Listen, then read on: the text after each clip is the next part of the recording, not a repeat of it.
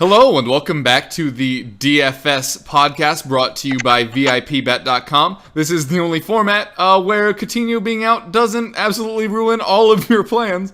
Not only is he not on the slate, but Liverpool aren't involved at all, and you wouldn't have to own him multiple weeks anyway. So you got off scot-free here. Everybody else in fantasy realms are freaking out. Isn't that right, Rob? They are a little bit, but if you listen to our podcast from yesterday, it's not all is lost. He's just one man on a boat of 15 guys on a fantasy version of the Coolio Fantastic Voyage that is the FPL. And we are here, brought to you by VIP-Bet, talking about DFS, talking about footy and cash in the same sentence. Who doesn't like that? The only other things I like in a sentence besides cash is... No, I can't even say it on air because that gets a little graphic. As soon as you went there, I was like, maybe not. Maybe let's not go there at all, says this humble narrator. Yeah, but it's all fun. It's all about soccer, football, whatever narrative you want to use, and it's involved in a daily format. So it's like a tissue. You use it once, 1 week. If it's cool, you keep the tissue, which is gross. If not, you throw it away, which is kind of gross. Even not gross if you don't do it. So don't do that. I do not have any idea where you're going with that. So do I. We will very swiftly move along. We do have 6 matches to get to, so we'll just jump into it. We didn't really get much feedback that you guys liked us talking about the previous match week, so we're going to kind of stop doing that. Unless you guys want us to do it again, you guys let us know what you like. We'll let the content kind of be driven by what you guys want in audience land. But Rob, we'll just launch right into it. You talking about Crystal Palace versus Southampton. Crystal Palace obviously involved in what was an insane match last week. 9 goals scored overall. It was a thriller in Wales. Much less catchy.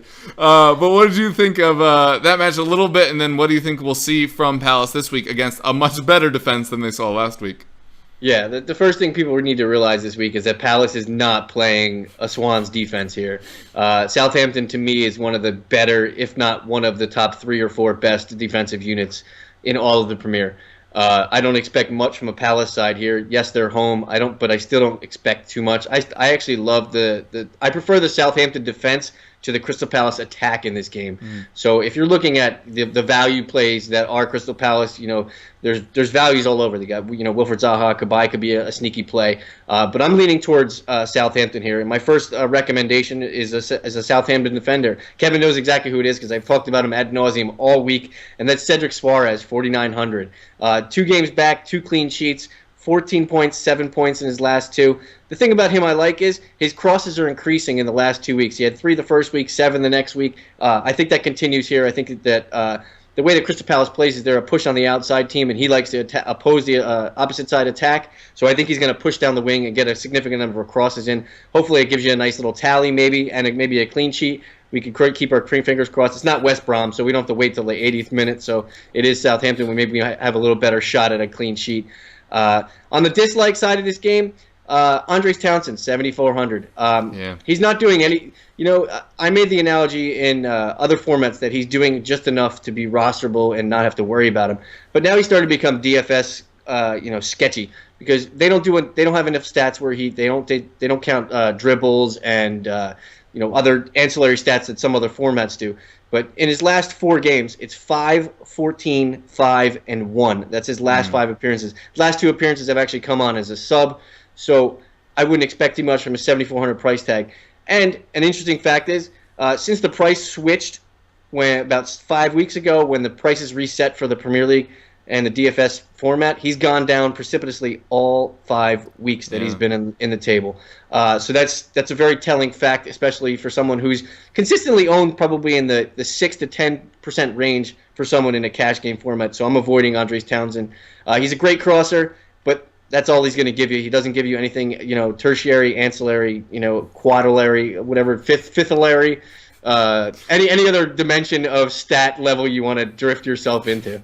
Yeah, for Palace, I mean, unlike England, because they also haven't noticed it, Zaha's better than Townsend, which is silly considering Townsend is an England international and now Zaha has to go to Cote d'Ivoire to get any international minutes. But Zaha is the one you want of these two. Also, You and I both liked him last year. I don't particularly like him this week, but going forward, Punchin is an interesting option. Yeah. He still continues to be in the top 3 of corners taken, which is always going to help you out because those all count as crosses, as we've brought up multiple weeks in a row. And I would say I think Bertrand's also interesting on the left. I like your Suarez shout for sure, and the fact that he was out probably is going to keep his ownership a bit low.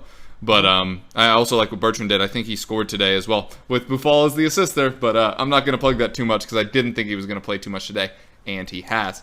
All good shouts from you. What do you think about Charlie Austin in this one? His price 7,900 is interesting. This game, I don't think there's going to be a goal fest like we saw last week with Palace involved. I mean, Palace are leaky defensively. If they give up 2 and, Austin may get 1, if there's a penalty, he's definitely going to get 1 for sure. But I don't expect much scoring from this game. I expect maybe like a 1-0, 2-0 game here. So I don't expect too much. And if he gets 1, that'd be great. There's better forward options, I think, on the slate, me personally. But his price tag is conducive for that maybe secondary striker role. Yeah, fair enough. All right, you know what? Let's do predictions. Who do you think wins? Southampton by 2? Southampton 2-0 is my prediction. Fair enough. On to me talking about Stoke versus Burnley. Woo! Only slightly more exciting than the match I had to wake up for at 7 a.m. last week to watch Stoke Watford. Oh man, that made me real sad. Especially with the full tummy still from Thanksgiving. This Stoke versus Burnley match, not the sexiest thing you're ever going to see, especially now that Joe Allen has been pushed further back in the formation. Much less fantasy relevant. So I'm going to go with probably the least sexy player to ever be named on this show ever. And that's Ryan Shawcross at 3,500. I like this matchup a lot for them. Burnley have the worst away attack in the Premier League, just 1 goal scored away from home. And Burnley have the highest fail-to-score rate. 46% of their matches, Burnley have failed to score a goal. So Stoke on the way up, second best defense over the last 5 matches. Do Stoke have? Grant has been good at the back, maybe too expensive for me in this format. The fact he's the second highest priced goalkeeper, I think, is a little eyebrow raising. But Burnley are awful. Like I can see why he's priced that way. I just don't know if there's a lot of value in it. But Shawcross, I think, very high chance of getting a clean sheet, and he does lead Stoke in aerial duels won. So if they got forward, maybe he could get his noggin on something. He does foul sometimes in the box. Wouldn't be surprised if he got a yellow card. That's obviously a downside for you. But at 3,500, get him in there at a low price, high clean sheet potential, could get his head on a goal, spend your money elsewhere, move on with your day. That's kind of how I'm viewing him there. So maybe not the most optimistic pick, but we still don't know what to expect from the Stoke attack. Now that Bojan seems to be back in there, Shaqiri is back, Arnautovic is back. It's kind of like a weird transitional period. I do think Stoke are trending upwards. I just want to see where everything's going now that Allen isn't at the center of it going forward. For somebody that I dislike, even though he's a pretty cheap forward, as we used to mention in our old format when it was bargains versus whatever the other thing was. Not bargains? Not bargains. Just because he's low priced does not mean he's a good option. That's Sam Vokes for me. He's at 5,800. You and I both liked him a while ago. It just really hasn't worked out for him. He has 1 point combined in the last 2 matches, which is not what you like. Only 2 shots over that period. Nope, 1 shot over that period. Sorry. As I've already mentioned, Stoke have been improving a lot defensively. Second best defense over the last 5. And a stat that you and I actually have a slight disagreement over who started it first, but Stoke have not conceded more than 1 goal since September. So he could get 1, doesn't offer a whole lot else, isn't going to get 2. So Vokes, even though he's cheap, not a bargain for me. Anybody in this one that you think is worth noting? I'm intrigued by what Xherdan Shaqiri could do in this game. I know he's the most high-priced player in this fixture, but he does enough, ancillary stuff to. That's my favorite word of this whole podcast today. I know. But he does enough secondary stuff to warrant him, some look at 7,800. He's in that middle range. He's not like Arsenal or Tottenham midfielder price, but he gives you a decent return. He's over 10 most weeks, so he'll give you a decent return. Another shout, I think Lee Grant is only priced this high because it's probably his last week in the net for Stoke. Could well be. So, I know I'm partially kidding, but Jack Butland is going to be coming back, so Grant is not long for the net for the Potters. It's a celebration for him. Celebration. All right. Moving on to Sunderland versus Leicester. There are some interesting options in this. Who you highlight? The thing I'm highlighting is that how bad Leicester is on the road. It's so bad. They've let up 16 goals on the road. They have 0 points taken on the road, 0 clean sheets. So I'll start with my avoid this week because it's pretty much obvious. Leicester defenders. You can name them: Wes Morgan, Robert Huth, Danny Simpson. Christian Fuchs is even an avoid for me at 5,100 this week. They're not going to give you any return. I think Leicester is leaky on the road. I can't explain why. I think this game, people are going to look at it and realize that Leicester is playing Sunderland, and they think they're automatically going to be favored because they don't look at the home road splits.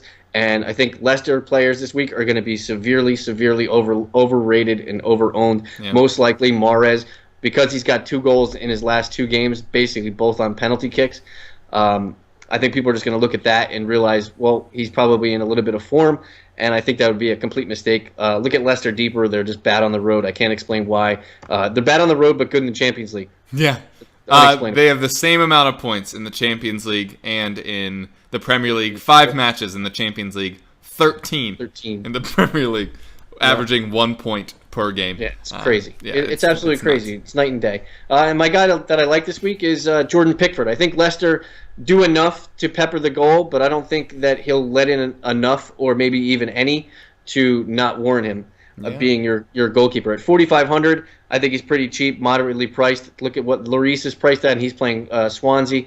So, I mean, there's a moderate drop-off there at $1,500, I believe $1,500 there. So you're getting a little bit of a value. But look at Pickford's save totals the last 3 weeks. He's had 5, and 6 saves the last 3 weeks. And his last 3 game weeks, 7, 20, and 16. And he's only had 1 clean sheet in those games. So just imagine what he's been doing to give you more points, to give you those totals. And he's only got 1 clean sheet in that 7, 20, or 16 grouping. So Jordan Pickford is my goalie this week. He's pretty much been in every team. I've made 2 teams so far. Jordan Pickford is my goalie at 4,500. Yeah, I completely agree. I think he's easily the best value there. I think Lloris is 5,800, which is a lot. We'll get into that in a minute. I forgot to say in my bit who I thought was going to win between Stoke and Burnley. I'm going to give it to Stoke, maybe 1-0 or 2-1. It's not going to be a fun watch, though. But who do you have in this one? This one, I see it's Sunderland 2-1. 2-1. I'll say 2-1. Fair enough. Yeah, I could see Slimani scoring in this if Slimani plays. Yeah. I think it just seems like that kind of match for them. But as you pointed out, Pickford valuable even when he's not getting clean sheets because he is second in saves total in the league behind Heaton. And Heaton and them have not really been up to snuff as of late. So just kind of keep an eye on that. For me now... Yeah, that was garbage. Super apologize for that. Yeah, as we pull up the screen here now for Tottenham, you see Hugo Lloris on 5,800. I'm going to start with my dislike just because we were just talking about him. It makes it easy. He's the most expensive keeper this week, and he's not worth it. Swansea have scored 5 goals this last week. They've also scored in 4 of their last 5. Tottenham only 1 clean sheet in their last 5. This is not warranted. Hugo Lloris, 15th in saves in the Premier League right now. So he's not getting you points there either. We just mentioned Pickford. He's going to get you value kind of regardless. Lloris will not. It is kind of clean sheet and win or bust for Lloris, and I just don't see why he's valued so highly. Yes, Swansea have struggled this season, but they've started to turn it around of late. This 4-3-3 that they're working has really helped out an individual that I'll mention in a second when I talk about my likes. So here we go. Leroy Fair on 5,500. This is no surprise to Rob. I've been all over Leroy Fair. I was on him at the start of the season. It just never really felt like there was enough to convince other people. It was just kind of a gut thing. As he didn't I said, have a spot. He didn't have a narrowed down spot. Right. The shortcomings of Ki-Sung Young have really opened things up for him for sure. But was my call of the preseason. The 4-3-3 helps him out so much. It allows him to bomb forward. And he gets in very dangerous positions for a central midfielder. He is not a true defensive midfielder. That's why I think the 4-3-3 really suits him. He isn't stuck back there in a way that Joe Allen is right now. 5,500 I think is a very good price for him. I just mentioned all the stats for why Tottenham defensively aren't that great. And for those reasons, I think Leroy Fair definitely has to be worth a mention here. Also, you'll get a 2-for-1 for me here because I am going to mention Harry Kane again. You said 2 for. That's pretty funny. 2 for Leroy Fair. Fair enough. Yeah, as I mentioned last week, Kane basically matchup proof for me as long as he's under 10,000, and he continues to be under 10,000. So I think he has to be owned. This week he does get to face Swansea, who did just concede 4 goals to Crystal Palace. And I'm going to be honest with you, I've made 4 lineups this week. I tend to do 5 a week. Not doing that crazy number we used to do that we don't talk about anymore. But doing about 5 a week. I've made 4 of them so far, and Kane is in every one. And as far as strategy goes, you don't want to do that. But at this price, it's just so hard to pick somebody else there. You don't have a lot of high-level forward options this week. I think Rondon is a question mark. We already mentioned Charlie Austin. Will Benteke do anything? I don't know. Vardy versus Slimani. There's just a lot of question marks this week, and Kane at 8,700 just seems so promising. Yeah, it's hard to leave him out of your team. It really is. So yeah, he's in too many of mine, admittedly. Hopefully that he'll be in 3 of the 5. But right now he's in 4, and it's, every time I'm clicking through, it just gets harder and harder to be like, this is why I want to leave him out. So anyway, I do like Kane, but I think Fair is the sneakier one this week and going forward. The next 4 or 5 matches for them are pretty solid. So I know that in this format you don't own them long term, but even if you're a little shy of this Tottenham match, if you're more shy than me, just kind of keep an eye on him because I think he could continue to put in decent performances. But when I say keep an eye on him, keep an eye on his stats. Don't watch him in games. It gets a little frustrating because he's a little crazy. It's a little like Adama Traore, where you constantly don't know if it's about to be good or bad. But check the box score when it's over and be like, oh, yeah, he had a decent match, as it turns out. And he gets his fair share of tackles and interceptions throughout as well. For me, I think this is a Tottenham win. Don't think there's going to be a Tottenham clean sheet, but I do think Tottenham will score a few times. I think it's going to be 3-1. That's a good call. I would agree. Your Harry Kane call is very good. I think he's probably really went out on a limb there. if he's not the first option for forwards this week, he's definitely the 1A. I think it's Alexis, him and Alexis. Yeah, we'll get into Alexis in a little bit when I talk about Arsenal, but I think he's the number one guy this week because we didn't see him today. But I like your score total. I think that's good. I think Swansea do enough on the offensive end to pressure Tottenham. So Leroy Fer is definitely a good call by you. He's definitely the value play at 5,500. Keep an eye on. I don't know for sure if Lamela is going to play, but there's a possibility he could be. His price is set is 6,900, which is basically as cheap as he's been basically almost all year. Yeah. So we've seen what he does, but I don't know if he plays a whole game. So that's the only bad caveat that I would look out for. But when lineups come out, if you're feeling froggy, jump for Lamela. Also, Siggy revenge game worth noting. Although it's always been amicable, but I mean it's been a few appearances. How long does that actually go on? That people just as long as they score within 5 years, that's automatically the narrative that everybody has to push. So the next fixture is West Brom and Watford. Yeah. Who do you like and hate in that game? I'm gonna go for the good old fashioned triple down on Matty Phillips 3 weeks in a row. I'm just going to keep sticking with it. I said I liked him 2 weeks ago. It worked. Said I liked him last week. It worked. I don't see a reason to hop off my boy, Matty P there, over for West Brom. Continues to lead West Brom in every meaningful attacking stat. Your crosses, your assists, your key passes, your successful take-ons, which... wait, where do we land on that? Does that have value in this format? It does, I don't remember. It does, but it doesn't. Great. So that's super helpful for you folks at home. But that might matter. If it doesn't directly matter, it does mean that he is getting in dangerous positions. So you got to continue liking that. Watford, not a sparkling bastion of defense. They're 13th in the league in defense. Matty Phillips, 4 games with 18-plus points in his last 6. You got to love what you're seeing from him. And while some people are saying that the return of Chadley might mean he sees the ball less, it also means he's going to be marked less, which can make some of those passes all the more inviting. I'm not one of those people that expects goals from Matty Phillips, but all of the stats point to him continuing to assist at a high rate. I have 2 dislikes in this match, one from each team. I mentioned Solomon Rondon and how I'm not big on him this week. He just doesn't do enough for me, which is really frustrating. His point tallies don't really reflect the way he plays. He's just not that involved, unfortunately. He's very much a tip-of-the-spear kind of guy, not very much involved in the rest of play, so I'm kind of down on him. At 7,500, I just feel like there are better options. Defoe's around there. You mentioned Leicester's a horrible away record.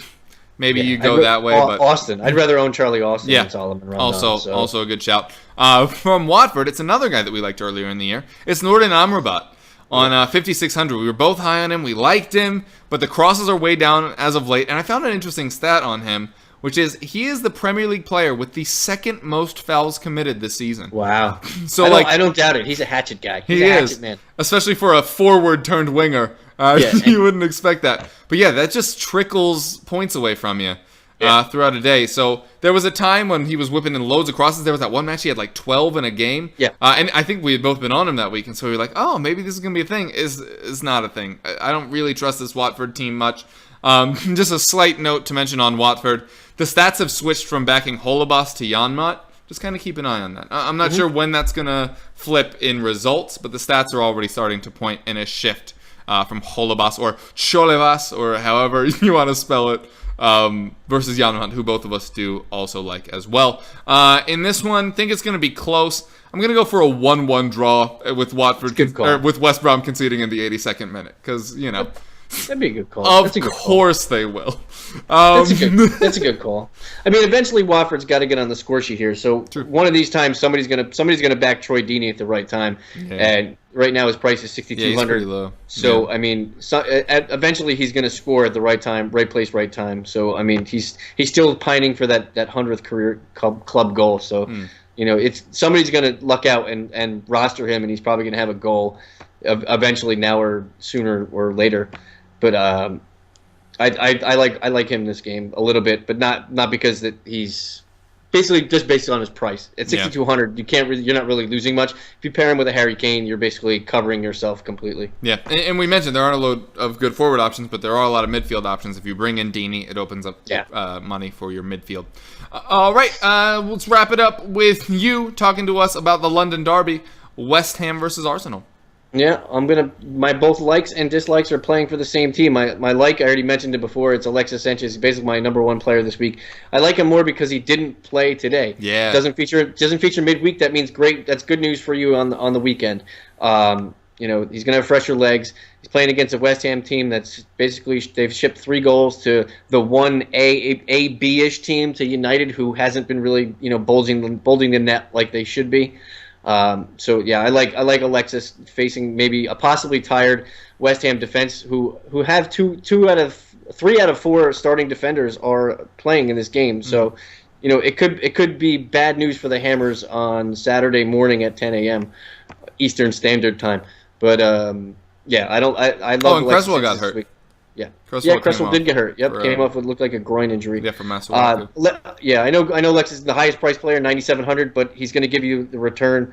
Look what he does in his games. He's either a home run or a flop. You know. Yeah. So you kind of damned if you do, damned if you don't. If you have him in your roster and he hits a home run, you're going to cash. If you don't have him in your roster and he hits, you're not going to cash, because he's probably one of those guys that needs to be in your lineup. He's like a staple. It's like milk, bread, eggs. Alexis Sanchez this week. My hates, Mesut Ozil. Kevin hates him this week too in other formats, but I hate him because he just doesn't do anything besides not pass the ball to give you goals. He's got 2 assists on the whole year, and for someone who's known to be an assist man, he has 2. Led the league last year. Can't do it. Led the league last year. And the funny stat this year is, I dropped it yesterday on Kevin. He probably used it in his writing. There's 8 defenders with 2 or more assists this year. Those are defenders, not Mesut Ozil. At his price tag, no. I don't want anything to do with Mesut Ozil. $9,000. I'd rather have Dimitri Payet. I think he does more over the ball, through the ball, for the ball. He takes most of the corners, and he does all the set pieces for $400 less. Yeah. It'll save you. You can upgrade a defender for $400. So that's my dislike in Mesut Ozil. Agree with you there. Who do you think wins this one? I think it's Arsenal, probably 3-1. Scoreline of the week for us, apparently. Yeah, 2-1, 3-1. Yeah. So I texted you before we started this, and I wanted you to have one guy that you're in love with this week and one guy that you hate that you're going to have on most of your rosters. So who's your one guy that's going to be in most of your teams? I'm going to be honest. I was concerned when he started today, but I am going to stick with him. It was my call of the week this week on the FPL Roundtable. I'm going to stick with Sofiane Buffon, man.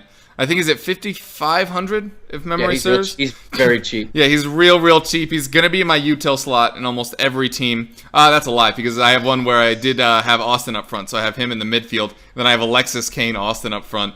That's the team that every week I send you, I'm like, this is going to be the one that's best. And literally the last 3 weeks, that team's ended up being my worst team. But I really like what Buffal's done. I liked what he did in France last season. I know kind of the end product stats aren't as great as you'd expect because, dependent on France's history in Ligue 1 defensively, you kind of want to see more than, I think he had 14 and 6. But I loved him coming over. A lot of bigger clubs would have been more interested had he not been hurt over the summer. No Tadic means he's going to get that primo role. He had an assist today in the EFL Cup, looked really good.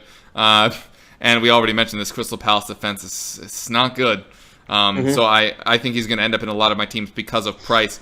And the other side, you already mentioned them. It's basically everybody in the back line for Leicester and also tack on Burnley as well. Burnley's defense has not been the thing you expected of late. I think, what was it? They've given up 6 in their last 3 or something like that. Like, it's gotten real bad real fast. They missed out Pickford last time. Or not Pickford, sorry. Heaton. It looks like Heaton will be back this week, but the issues are in front of him, honestly. And the fact that they're going to be without Gudmundsson, they're going to be without, was it me or Marnie that got hurt last week?